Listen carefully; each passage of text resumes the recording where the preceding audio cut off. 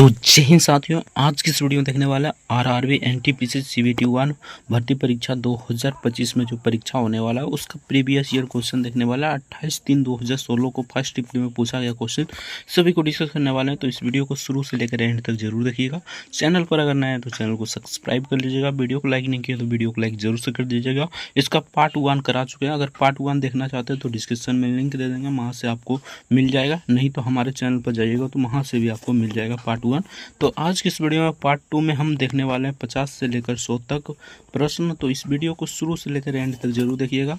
1 से लेकर 50 तक करा दिए हैं पार्ट 1 में। अगर देखना चाहते हैं तो डिस्क्रिप्शन में लिंक दे देंगे, तो जाकर आप देख सकते हैं। अगर हमारे चैनल पर नए हैं तो चैनल को सब्सक्राइब कर लीजिएगा। वीडियो को लाइक नहीं किया तो वीडियो को लाइक जरूर से कर दीजिएगा। तो चलिए हम फटाफट से वीडियो को शुरू करते हैं। किसी भी एग्जाम की तैयारी करते हैं तो उससे पहले उसका प्रीवियस ईयर क्वेश्चन देखना बहुत ही इंपॉर्टेंट होता है, क्योंकि इसी के आधार पर आपका क्वेश्चन पूछा जाता है। तो चलिए हम फटाफट से वीडियो को शुरू करते हैं। तो चलिए यहाँ से शुरू करते हैं। पहली वीडियो में हम 1 से लेकर 53 तक करा दिए थे। अब आज की इस वीडियो में 54 से लेकर 100 तक कराएंगे। तो इस वीडियो को शुरू से लेकर एंड तक जरूर देखिएगा। तो चलिए 54 नंबर क्वेश्चन देखते हैं। 54 नंबर में पूछा गया था राम की वर्तमान आयु उम्र, यानी कि उम्र या आयु एक ही होता है, उसके पुत्र की वर्तमान उम्र से दोगुनी है। 5 वर्ष पश्चात राम की उम्र उसके पुत्र की उम्र के समय उम्र से की दोगुना हो जाएगी। उसकी वर्तमान उम्र ज्ञात कीजिए। यानी कि आपको किसकी वर्तमान उम्र ज्ञात करना है, तो राम की वर्तमान उम्र ज्ञात करना है। तो सिंपल सा इसे किस प्रकार बनाना है यहाँ पर देख लीजिए। यानी कि राम के पुत्र की वर्तमान उम्र हमें नहीं पता है, तो x मान लीजिए इसका वर्तमान उम्र। उसके बाद हमें क्या करना है यहाँ पर, तो पिता का उम्र हमें पता है, यानी 4 वर्ष पूर्व है, ठीक ना। यहाँ पर देख लीजिए नहीं, राम की वर्तमान उम्र उसके पिता की उम्र से दोगुनी है, और 5 वर्ष पश्चात राम की उम्र उसके पुत्र की उम्र से के समय उसकी दोगुनी हो जाती है, ठीक ना। तो सिंपल से इसे बनाइएगा। ये थोड़ा सा लॉन्ग जाएगा, तो इसे बनाइएगा तो इसका करेक्ट आंसर हो जाएगा ऑप्शन बी। इसका करेक्ट आंसर हो जाएगा 40 एवं 10 इसका करेक्ट आंसर हो जाएगा। नेक्स्ट क्वेश्चन देखते हैं। तो नेक्स्ट यहाँ पर पूछा है क्वेश्चन था किसी विद्यालय में 2/3 भाग बच्चे 1 से लेकर 12 की आयु के हैं, ठीक ना। उसके इनमें से 3/4 भाग इनमें से 8 यानी कि 1 से 8 वर्ग के हैं। आयु वर्ग 9 से 12 में बच्चों को भाग ज्ञात कीजिए। यानी कि इनमें भाग ज्ञात करना था। तो सिंपल सा यहाँ पर देख लीजिए 1 से लेकर 12 तक कितना है, तो 2/3 है। उसी प्रकार यहाँ पर देख लीजिए 1 से लेकर 8 तक 3/4 है। इसी प्रकार लिखते जाइएगा। तो सिंपल सा यहाँ पर हम दोनों को पहले निकालते हैं, ठीक ना। यानी कि पहले 1 से लेकर 12 तक, उसके बाद 1 से लेकर 8 तक निकालते हैं, उसके बाद निकाल लेंगे 9 से लेकर 12 तक। तो सिंपल सा 2/3 यहाँ पर 3 हो जाएगा। उसके बाद गुना कर दीजिए 3/4, यानी कि दोनों को निकाल लीजिए। तो सिंपल सा यहाँ पर इसको काटिएगा तो यहाँ पर 1/2 आ जाएगा। यानी कि यहाँ पर 1/2 आ गया। अब की बार हमें क्या करना है, तो सिंपल सा यहाँ पर देखिए 9 से लेकर 12 तक बच्चे का भाग देना है, ठीक ना। यानी कि इसके बीच में बच्चों की भाग देना है। तो सिंपल सा आपको यहाँ पर क्या करना होगा, तो यहाँ पर है देख लीजिए, ठीक ना। यानी कि 9 से लेकर 12 तक, तो 9 से लेकर 12 तक हमें सिंपल सा निकालने के लिए हमें क्या करना होगा, तो 2/3 और माइनस करना होगा 1/2, यानी कि 1/2 माइनस करना होगा। सिंपल सा इसका एलसीएम लीजिएगा तो 6 आ जाएगा एलसीएम। 4 माइनस यहाँ पर कितना हो जाएगा, तो 4 - 3 हो जाएगा। उसके बाद इसे घटाइएगा तो सिंपल सा 1/6 इसका करेक्ट आंसर हो जाएगा। यानी कि इसका करेक्ट आंसर ऑप्शन सी का करेक्ट आंसर हो जाएगा। 1/6 इसका करेक्ट आंसर हो जाएगा। नेक्स्ट क्वेश्चन देखते हैं। तो नेक्स्ट यहाँ पर 56 नंबर क्वेश्चन में पूछा था यदि वर्ष 2011 में क्रिसमस रविवार को मनाया गया तो वर्ष 2012 में क्रिसमस किस दिन मनाया जाएगा। तो सिंपल सा क्वेश्चन था, ये आपका कैलेंडर से पूछा गया क्वेश्चन था। तो इसे बनाइएगा तो इसका करेक्ट आंसर यहाँ पर option be the correct answer हो जाएगा, मंगलवार हो जाएगा। बना लीजिएगा, मंगलवार इसका करेक्ट आंसर हो जाएगा। नेक्स्ट क्वेश्चन देखते हैं। तो नेक्स्ट यहाँ पर पूछा गया क्वेश्चन था करो या मरो का नारा किसने दिया था। तो करो या मरो का नारा हमें यहाँ पर दिया था महात्मा गांधी ने दिया था। करो या मरो का नारा option be the correct answer हो जाएगा। नेक्स्ट क्वेश्चन देखते हैं।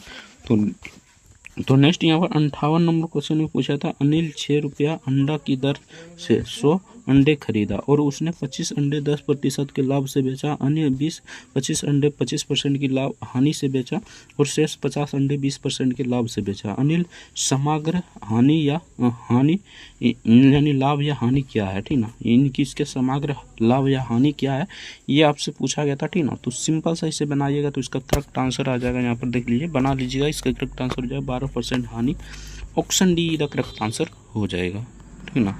तो इसका करेक्ट आंसर क्या हो जाएगा, सॉरी इसका करेक्ट आंसर हो जाएगा 6.25% लाभ होगा, ठीक ना।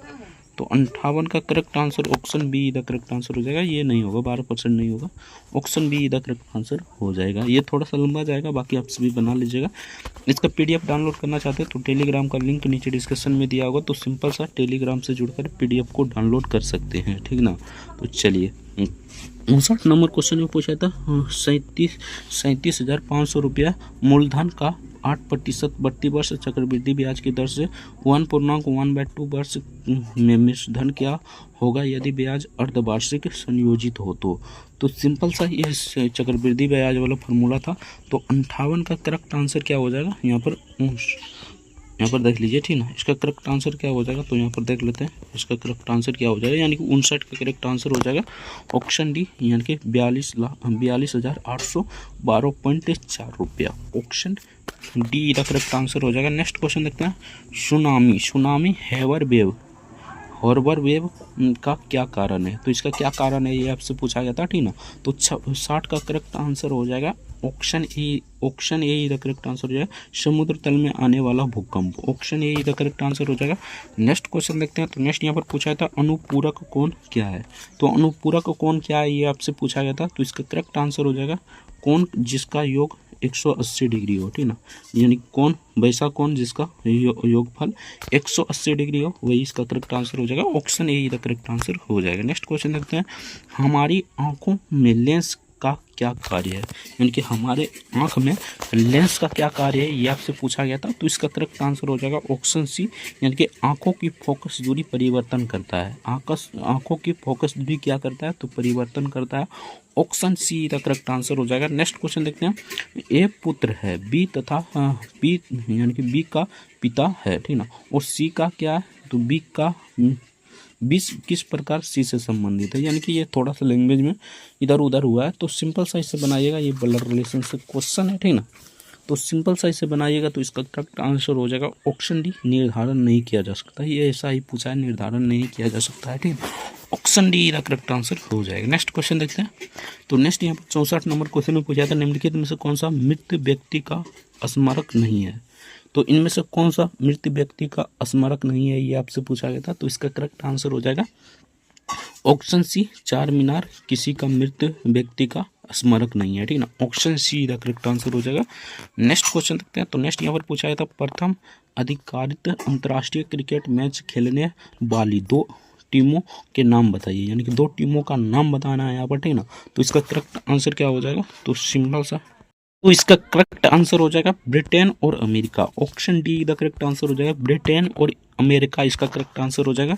नेक्स्ट क्वेश्चन देखते हैं, तो नेक्स्ट यहाँ पर पूछा है तो कोणार्क मंदिर का निर्माण किसने करवाया, तो कोणार्क सूर्य मंदिर का निर्माण किसने कराया था, तो ये कहाँ पर स्थित है पहले जान लीजिए, ये उड़ीसा में स्थित है, ठीक ना, तो 66 का करेक्ट आंसर हो जाएगा, यहाँ पर देख लीजिए इसका करेक्ट आंसर हो जाएगा ऑप्शन ए, नर सिंहदेव प्रथम ने कराया था, option A the correct answer हो जाएगा। नेक्स्ट क्वेश्चन देखते हैं, नेक्स्ट यहाँ पर पूछा था वर्ष 2014 में आम चुनाव खाली स्थान लोकसभा का चुनाव कराए थे, उस समय का करंट अफेयर से पूछा गया क्वेश्चन था, तो इसका करेक्ट आंसर हो जाएगा 14वीं शताब्दी, option be the correct answer हो जाएगा। नेक्स्ट क्वेश्चन देखते हैं, तो 68 से लेकर 70 तक निम्नलिखित जानकारी को ध्यानपूर्वक पढ़ें और अध्ययन करें, नीचे दिए गए प्रश्नों का उत्तर दें। प्रश्न यहाँ पर दिया गया देख लीजिए, अमर बाबू शेरा तथा दिव्या ने 4 बहुविकल्पी प्रश्न को हल किया जिनका 4 विकल्प है, विकल्प 1, विकल्प 2, विकल्प 3, विकल्प 4 के रूप में दिए गए 4 अभ्यर्थियों का उत्तर पत्रक दिया गया है, ठीक ना, तो सिंपल सा यहाँ पर देख लीजिए, यहाँ पर प्रश्न संख्या दिया गया, अमर दिया गया, बाबू दिया गया, शेरा दिया गया और दिव्या का यहाँ पर दिया गया, ठीक ना, ये चार्ट बनाया गया, ठीक ना। उसके बाद यहाँ पर पूछ रहा है, यहाँ पर देख लीजिए, यहाँ पर क्वेश्चन बनाया है, बाबू ने सभी 4 प्रश्नों का उत्तर गलत दिया, उसके बाद अमर के पहले उत्तर निश्चित रूप से गलत थे, दिव्या ने 2 प्रश्न सही दिए और परंतु 4 प्रश्न का उत्तर रूप से गलत दिए, ठीक ना, यानी कि 4 प्रश्नों का उत्तर निश्चित रूप से गलत दिए। अमर तथा शेरा ने केवल एक प्रश्न का ही उत्तर दिए। अब यहाँ पर क्वेश्चन बनाया गया है, ठीक ना, इसे ध्यान रखिएगा, बाकी वीडियो को पॉज कर आप पढ़ भी सकते हैं अच्छे से, ठीक ना। तो 68 नंबर क्वेश्चन में पूछा था दिव्या ने निम्नलिखित में से कौन से 2 प्रश्न का सही उत्तर दिए, ठीक ना, तो कौन से 2 प्रश्नों का सही उत्तर दिए ये आपसे पूछा गया था, ठीक ना।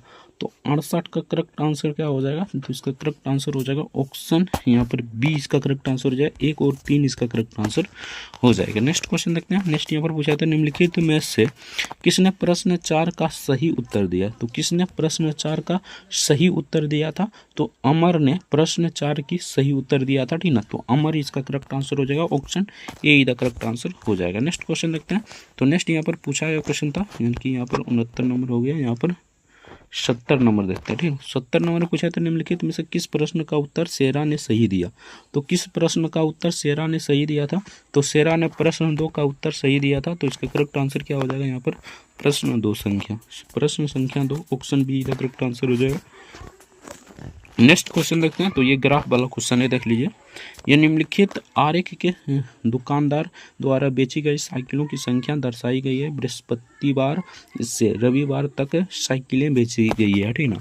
तो सिंपल सा यहाँ पर देख लीजिए, सोमवार हो गया, मंगलवार हो गया, बुधवार, बृहस्पतिवार, शुक्रवार, शनिवार और रविवार, यानी कि इतना दिन साइकिल बेचा गया है, ठीक ना। अब यहाँ पर क्वेश्चन बनेगा, यहाँ पर देख लीजिए, यहाँ पर क्वेश्चन बनेगा, यहीं पर क्वेश्चन होगा यार, यहाँ पर क्वेश्चन होगा। तो सिंपल सा यहाँ पर देखिए पूछा गया क्वेश्चन था, सही आरेख खींचे। बृहस्पति से रविवार तक कितनी साइकिल बेची गई है, यानी कि बृहस्पति से रविवार, यानी बृहस्पति से और रविवार के बीच, ठीक ना। तो बृहस्पति से रविवार के बीच कितनी साइकिल बेची गई, ये आपसे पूछा गया था, ठीक ना। क्वेश्चन में यही पूछा गया, ठीक ना। तो सिंपल सा यहाँ पर क्या करना था, तो यहाँ पर देखिए 12 + 10 + 7 + 11 कर देना था, यानी कि ये देखिए थोड़ा सा छोटा कर देते हैं तब ना देखा जाए। यहाँ देखिए बृहस्पति, शुक्र, शनिवार और रविवार, यानी कि 12, 10, 7 और 11 तीनों को जोड़िएगा तो कितना हो जाएगा, तो 12, 10 हो जाएगा, यहाँ पर 22, 22, 11 कितना हो जाएगा, तो 22 और 11 हो जाएगा, यहाँ पर हमारा 33 हो जाएगा, ठीक ना। 33 7 कितना हो जाएगा, तो 33 7 यहाँ पर 40 हो जाएगा, ठीक ना। तो इसका करेक्ट आंसर क्या हो जाएगा, 40, यानी कि इसका करेक्ट आंसर यहाँ पर हो जाएगा 40, option see the correct answer हो जाएगा। नेक्स्ट क्वेश्चन देखते हैं। तो नेक्स्ट यहाँ पर पूछा जाता है निम्नलिखित में से कौन एक कोशिकीय जीव का उदाहरण है। ये देखिए बहुत ही नॉर्मल DI से बहुत ही नॉर्मल क्वेश्चन पूछा गया था, एक ही प्रश्न पूछा गया था, ठीक ना। 71 नंबर में यही क्वेश्चन था, ठीक ना। इसमें पूछा था बृहस्पति से रविवार तक कितनी साइकिलें बेची गई, तो यही क्वेश्चन था, ठीक ना। तो यहाँ पर हम बता दिए, सिंपल सा सबको जोड़ना था, आराम से बन जाता। DI का क्वेश्चन था, ठीक ना, बहुत ही नॉर्मल क्वेश्चन था। नेक्स्ट क्वेश्चन देखते हैं। तो नेक्स्ट यहाँ पर 72 नंबर क्वेश्चन में पूछा था निम्नलिखित में से कौन एक कोशिकीय जीव का उदाहरण है। तो सिंपल सा है, कौन एक कोशिकीय जीव का उदाहरण है, तो इसका करेक्ट आंसर हो जाएगा option A the correct answer हो जाएगा प्रोटोजोआ, ठीक ना। Option A the correct answer हो जाएगा प्रोटोजोआ, इसका करेक्ट आंसर हो जाएगा। नेक्स्ट क्वेश्चन देखते हैं। तो नेक्स्ट यहाँ पर पूछा था प्रसिद्ध कार्ले बुद्ध गुफाएं किस राज्य में स्थित है, तो ये किस राज्य में स्थित है ये आपसे पूछा गया था। तो इसका करेक्ट आंसर हो जाएगा ऑप्शन बी महाराष्ट्र में, option be the correct answer हो जाएगा। नेक्स्ट क्वेश्चन देखते हैं। तो नेक्स्ट यहाँ पर पूछा था अतीत से पाए जाने वाले जंतुओं, पौधे और अन्य सूक्ष्म जीव के प्रशिक्षित अवशेषों या चिन्हों का वैज्ञानिक अध्ययन कहलाता है। तो इसका वैज्ञानिक अध्ययन क्या कहलाता है, तो इसका करेक्ट आंसर हो जाएगा option see the correct answer हो जाएगा जीवाश्म विज्ञान कहा जाता है, option see the correct answer हो जाएगा। नेक्स्ट क्वेश्चन देखते हैं। तो नेक्स्ट यहाँ पर अगर अभी तक वीडियो को लाइक नहीं किया तो आपसे रिक्वेस्ट होगा कि वीडियो को लाइक जरूर से कर दीजिएगा। तो 75 नंबर क्वेश्चन में पूछा था थर्मोस्पोक का आविष्कार किसने किया था, तो थर्मोस्पोक का आविष्कार किसने किया था, तो इसका करेक्ट आंसर जो है गैलीलियो ने किया था, option A the correct answer हो जाएगा। नेक्स्ट क्वेश्चन देखते हैं। एक डेकालीटर कितने लीटर के समान होता है, तो ये कितने लीटर का समान होता है, तो इसका करेक्ट आंसर हो जाएगा option be the correct answer हो जाएगा 10 लीटर, इसका करेक्ट आंसर हो जाएगा। नेक्स्ट क्वेश्चन देखते हैं। तो नेक्स्ट यहाँ पर पूछा था भारत में राज्य का कार्यकारी अध्यक्ष कौन होता है, भारत में राज्य का कार्यकारी अध्यक्ष कौन होता है, ये आपसे पूछा गया था। तो 77 का करेक्ट आंसर हो जाएगा ऑप्शन ये राज्यपाल हो जाएगा, option be the correct answer हो जाएगा राज्यपाल, इसका करेक्ट आंसर हो जाएगा। यानी कि यहाँ पर पूछ रहा है राज्य में राज्यपाल होता है, और देश में कौन होता है, पूरे देश में राष्ट्रपति होता है, इसे भी याद रखिए। पृथ्वी का आकार कैसा है, तो सिंपल सा क्वेश्चन है यार, पृथ्वी का आकार कैसा है, तो इसका करेक्ट आंसर हो जाएगा चपटा या गोल है, ठीक ना। Option A the correct answer है, पूर्णतः गोल नहीं है, ठीक ना, मुख्यतः समतल भी नहीं है, पूर्णतः गोलार्ध भी नहीं है, तो इसका correct answer option A the correct answer हो जाएगा। नेक्स्ट क्वेश्चन देखते हैं। तो नेक्स्ट यहाँ पर पूछा गया क्वेश्चन था संक्षिप्त शब्द में इसका ब्रिक वर्ण का क्या अर्थ है, यानी ब्रिक्स है, ठीक ना। इसका बी का क्या अर्थ है ये आपसे पूछा गया था। तो 79 का करेक्ट आंसर हो जाएगा। ब्रिक्स में 5 प्रमुख यानी कि राष्ट्रीय अर्थव्यवस्था शामिल है, ब्राजील और रूस। ब्राजील रूस हो गया, ठीक ना। उसके बाद चाइना हो गया, दक्षिण अफ्रीका हो गया, ये सभी शामिल है, ठीक ना। इसका वर्ष 2010 में यानी 2010 में 2010 ठीक 2010 में अफ्रीका शामिल हुआ था, ठीक ना। तो ब्रिक यानी कि बी का क्या अर्थ है ये आपसे पूछा गया था, ठीक ना। तो सिंपल सा ब्रिक का अर्थ हो जाएगा ऑप्शन सी यानी कि ब्राजील, यानी कि बी से ब्राजील हो जाएगा। ऑप्शन सी इधर करेक्ट आंसर हो जाएगा। आर से हो जाएगा यहाँ पर हमारा, सिंपल सा सबको बता देता है, ठीक ना। यानी कि आर से क्या हो जाएगा, तो आर से रूस, और आई से इंडिया, सी से हो जाएगा यहाँ पर चाइना, उसके बाद एस से दक्षिण अफ्रीका, ठीक ना। तो ये सभी हो जाएगा।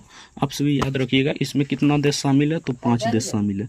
बी से हो जाएगा यहाँ पर ब्राजील, उसके बाद आर से हो जाएगा रूस, उसके बाद आई से इंडिया, सी से चाइना और एस से दक्षिण अफ्रीका, ठीक ना। तो इसका करेक्ट आंसर ब्राजील हो जाएगा। Option see the correct answer हो जाएगा। नेक्स्ट क्वेश्चन देखते हैं। तो नेक्स्ट यहाँ पर पूछा था, एक टंकी 2 पाइप एक्स और वाई द्वारा क्रमशः 5 घंटे में 10 घंटे में भरी जाती है।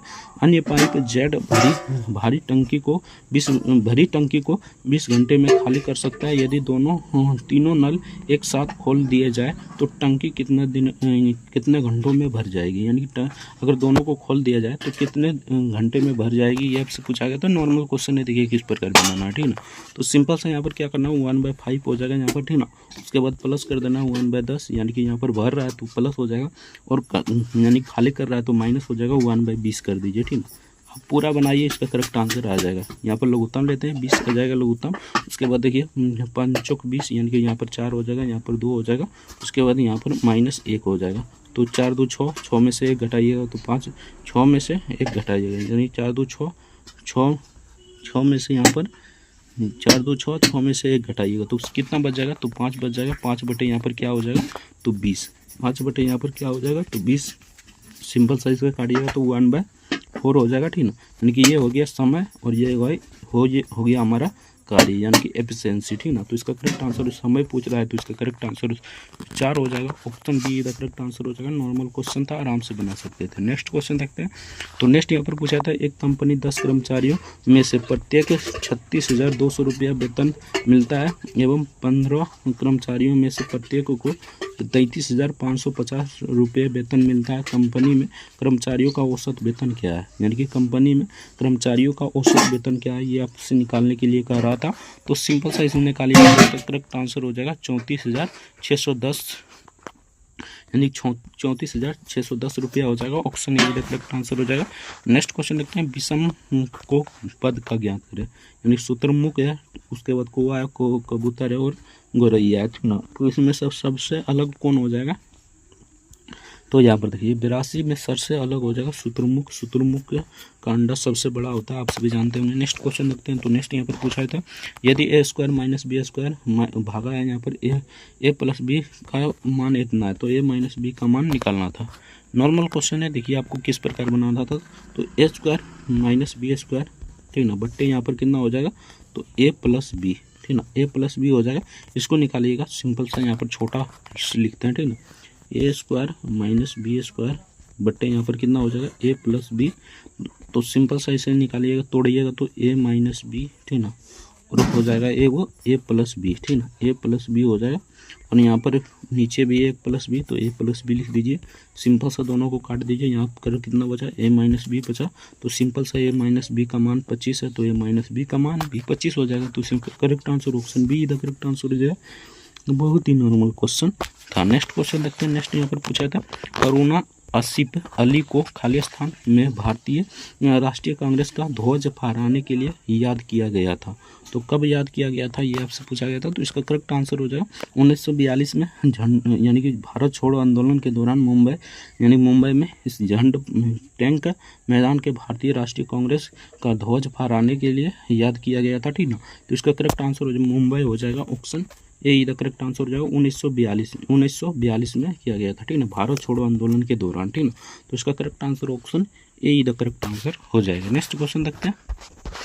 तो नेक्स्ट यहाँ पर पूछा गया क्वेश्चन था, एक व्यक्ति 25% की हानि पर एक मेज 4200 रुपये में बेचता है। 25% के लाभ प्राप्त करने के लिए उस मेज को किन मूल्यों पर बेचना चाहिए, ठीक ना। 25% का लाभ प्राप्त करने के लिए उसे उस मेज को कितने रुपए में बेचनी चाहिए, ये आपसे पूछा गया था, ठीक ना। तो ये थोड़ा सा लंबा जाएगा, यानी कि 85 का क्या हो जाएगा, तो सिंपल सा इसे बनाते हैं, ठीक ना। तो 4200 है तो 4200 लिखिए, ठीक ना। उसके बाद यहाँ पर गुने यहाँ पर 100 कर दीजिए और बट्टे यहाँ पर 75 हो जाएगा। ये थोड़ा सा बनाइएगा, ये थोड़ा सा लेंदी है तो इसे बनाइएगा तो इसका करेक्ट आंसर हो जाएगा 7000 रुपया, ठीक ना। इसका करेक्ट आंसर 7000 हो जाएगा, option A the correct answer हो जाएगा। नेक्स्ट क्वेश्चन देखते हैं। तो नेक्स्ट यहाँ पर पूछा गया क्वेश्चन था 86 नंबर में 1 मिनट 12 सेकंड का समय 1 घंटे का प्रतिशत निकालें। नॉर्मल क्वेश्चन है लेकिन हल्के में नहीं लेना, ठीक ना। 1 घंटे 12 मिनट का समय 1 घंटे का यानी कि 1 घंटा 12 सेकंड में कितना हो जाता है, तो 72 सेकंड हो जाता है। आप सभी जानते हैं 72 सेकंड हो जाता है। और 1 घंटा में कितना सेकंड होता है, तो इसे भी याद रखना है, 36,000 सेकंड होता है, ठीक ना। 36,000 सेकंड होता है। परसेंटेज निकाले के सिंपल सा आपको क्या करना, 72 बटे 3600 गुने यहाँ पर 100 कर दीजिए, ठीक ना। गुने यहाँ पर 100, 1 जीरो से 2 जीरो कट गया, इसको काटिएगा तो 2 लाइन में कट जाएगा, यानी कि इसका करेक्ट आंसर हो जाएगा 2%। ऑप्शन ये करेक्ट आंसर हो जाएगा। नेक्स्ट क्वेश्चन देखते हैं। तो नेक्स्ट यहाँ पर पूछा था 16 के वर्गमूल एवं 4 के वर्गमूल का गुणनफल क्या होगा। ये भी क्वेश्चन है यार। 16 का वर्गमूल लिखा लिया, ठीक ना। 16 का वर्गमूल 4 का वर्गमूल और गुना कर दीजिए। 16 का होता है 4, उसके बाद इसका होता है 2, यानी कि 8 इसका करेक्ट आंसर हो जाएगा। नॉर्मल क्वेश्चन था, आराम से बना सकते थे। Option be the correct answer हो जाएगा। इसका पीडीएफ का लिंक नीचे डिस्क्रिप्शन में दिया गया है, तो सिंपल से जाकर आप पीडीएफ को डाउनलोड कर एक बार प्रैक्टिस जरूर कर लीजिएगा। महाराणा प्रताप के घोड़े का नाम क्या था, तो महाराणा प्रताप के घोड़े का नाम क्या था, तो इसका करेक्ट आंसर हो जाएगा ऑप्शन ए चेतक था। Option A the correct answer हो जाएगा। नेक्स्ट क्वेश्चन देखते हैं। तो नेक्स्ट यहाँ पर पूछा गया क्वेश्चन था, यानी जूलिया अपने घर से उत्तर की दिशा में चलता है। मान लीजिए यहाँ पर है इसका घर, ठीक ना। ये हो गया पूरब, ये हो गया पश्चिम, ये हो गया उत्तर और ये हो गया दक्षिण, ठीक ना।